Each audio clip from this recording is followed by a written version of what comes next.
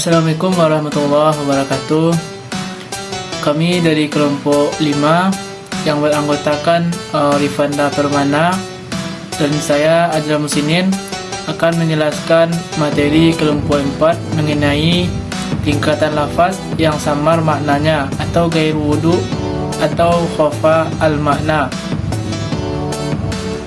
Kami sebelumnya meminta izin kepada Bapak dosen pengampu mata kuliah metode Isin dan Hukum Islam, yaitu Bapak Dr. Zainal Azwar MAG, untuk menjelaskan materi ini. Baiklah, untuk materi yang pertama ini akan dibacakan oleh saya sendiri, yaitu Ajrul Musinin. Baiklah, yang pertama yaitu mengenai pengertian lafaz dari segi ketidakjelasan makna. Lafaz yang tidak terang artinya atau gair wudu al-makna, yaitu lafaz yang dari segi lafaz tersebut tidak dapat diketahui artinya. Lafaz itu baru dapat dipahami maksudnya bila ada penjelasan dari luar tersebut. Lafaz dalam bentuk ini disebut juga dengan lafaz mubham. Jadi lafaz yang samar-samar maknanya ini tidak dapat kita pahami secara akal sehat kita bila tidak ada karenah atau adanya penjelasan dari luar.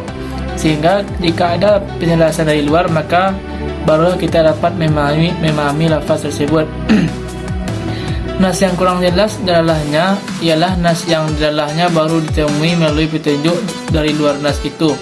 Kalau hal yang menyebabkan kurang jelas itu dapat dihapuskan sudah mengerahkan daya pikiran dan kesungguhan, maka yang maka dengan al-khafi atau muskil. Jadi jadi misalnya suatu lafaz yang maknanya sama-sama tersebut dapat kita hilangkan sama-samarnya bila kita mengerahkan daya pikiran kita atau mengemukakan pendapat kita, maka itu disebut dengan al-khafi atau muskil. Tapi kalau hanya dapat dihilangkan melalui penjelasan dari pembuat peraturan itu sendiri, maka dinamakan dengan mujmal. Jadi kalau kita misalnya menemukan satu lafaz yang sama-samar maknanya, maka lafaz tersebut baru dapat kita pahami apabila ada penjelasan dari orang yang membuat lafaz tersebut atau membuat peraturan tersebut, sehingga baru dapat kita memahami lafaz tersebut yang disebut dengan lafaz mujmal. Dan kalau tidak dapat dihilangkan sama sekali, maka dinamakan dengan al-mutasyabih. Jadi dengan cara apapun kita menghilangkannya, yang namanya mutasyabih ini tidak dapat dihilangkan kesamarannya.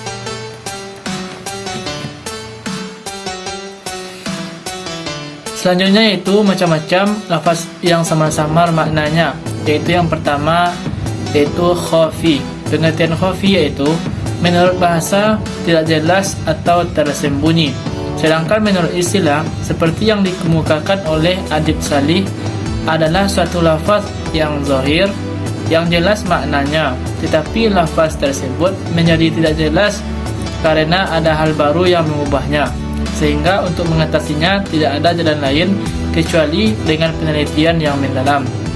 Jadi dari penelitian ini dapat kita pahami menurut suatu ulama, yaitu yang dikemukakan oleh Adib Salih, yang namanya khafi ini sebenarnya lafaznya tersebut awalnya sudah jelas, kan, tetapi ada suatu lafaz yang baru yang timbul yang menyebabkan khafi ini menjadi tidak jelas atau samar-samar maknanya. Maka untuk mengatasinya dapat kita lakukan penyelesaian dengan cara melakukan penelitian yang mendalam. Contoh dari lafaz al-khafi ini yaitu berdasarkan surah Al-Maidah ayat 38, yang di sini kita membahas mengenai tentang pencurian atau kata-kata pencuri.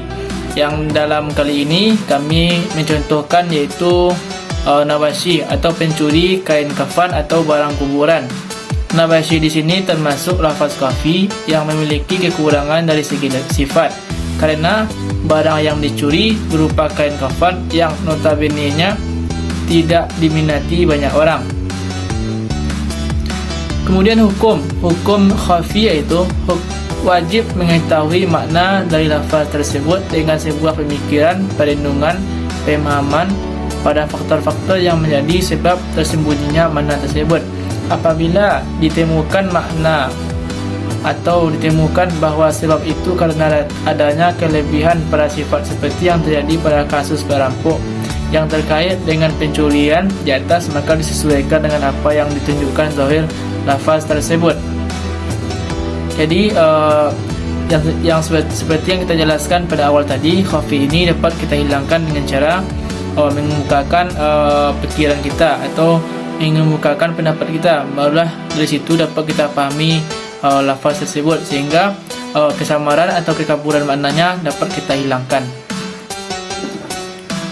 Kemudian yang kedua yaitu macam-macam dari lafaz yang samar maknanya, yaitu muskil.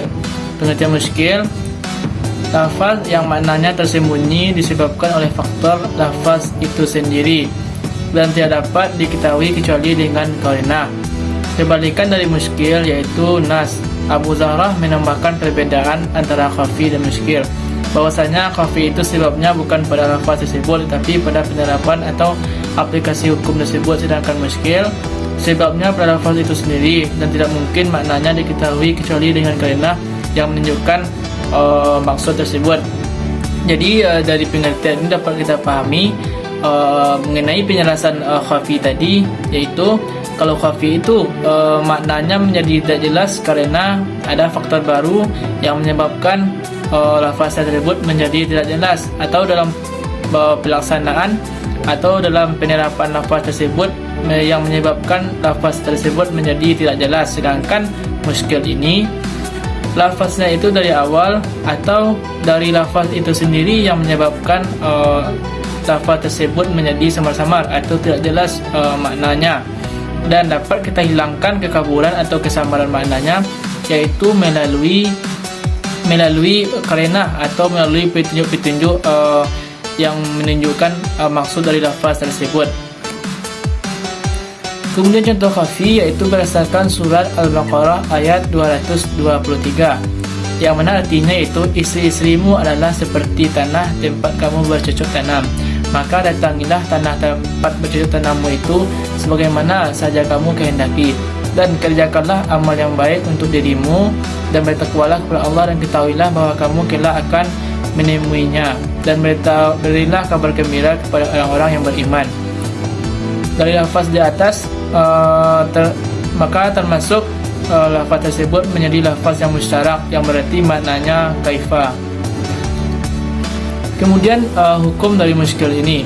Hukum lafaz muskil ialah wajib dilakukan setelah adanya pemahaman dan penelitian terhadap makna pada lafaz muskil yang dimaksud dengan mencari tahu qarinah dan dalalahnya. Kemudian diamalkan sesuai dengan hasil pemahaman tersebut. Jadi sebagaimana yang kita jelaskan tadi, untuk menghilangkan muskil ini hanya dapat kita hilangkan melalui qarinah atau petunjuk-petunjuk yang menyebabkan lafaz tersebut menjadi lafaz yang jelas, dan dari pemahaman tersebut dapat kita amalkan sesuai dengan Baik, perkenalkan, nama saya Rifanda Permana yang ingin membahas tentang mujmal. Mujmal adalah lafal yang maknanya tersembunyi dengan lafal yang sama dan tidak dipahami kecuali dari penjelasan mutakalimnya dan tidak dapat dipahami dengan akal. Lafal ini kebalikan dari mufassar. Terdapat juga definisi yang lain, yaitu lafal yang maknanya tersembunyi karena banyaknya makna dan tidak dapat diketahui kecuali dengan penjelasan. Hukum dari mujmal ini yaitu kita bersikap tawakuf atau diam dalam menentukan maksud tersebut, maka tidak boleh mengamalkannya kecuali jika ada penjelasan dari syar'i. Jika penjelasan tersebut sempurna dan jelas, maka lafal hukum mujmal berpindah ke hukum mufassar dan hukumnya berlaku, seperti lafal salat, zakat dan haji. Tetapi jika penjelasan tersebut tidak sempurna dan adanya kesamaran, maka berpindah ke hukum muskil. Mutasabih, menurut Abdul Karim Zaidan dalam kitabnya Al-Wajiz fi Ushul Al-Fiqih menjelaskan bahwa mutasabih adalah lafal yang maknanya tersembunyi. Sigahnya tidak menunjukkan makna tersebut dan tidak ada jalan untuk mengetahuinya karena tidak terdapat qarinah yang menyingkap makna tersebut. Dalam hal ini, daya nalar manusia tidak dapat berbuat sesuatu kecuali menyerahkan dan melimpahkan kepada Allah. Hukum mutasabih ada dua metode bagaimana mengetahui hukum mutasabih, yaitu metode salaf dan metode khalaf. Metode salaf yaitu metode yang digunakan oleh sebagian umum ulama Ahlus Sunnah wal Jamaah. Larangan untuk mentakwil, menerima apa yang telah menjadi kehendak syar'i, tidak banyak menentukan serta bertawakuf. Metode yang kedua yaitu metode khalaf, yaitu metode yang dipakai oleh Mu'tazilah, yaitu muktawil lafal mutasabih, karena Allah tidak mempunyai tangan, mata dan sebagainya. Secara zahir nas terlihat suatu hal yang mustahil, maka dilakukanlah lain bahkan dengan metode majaz.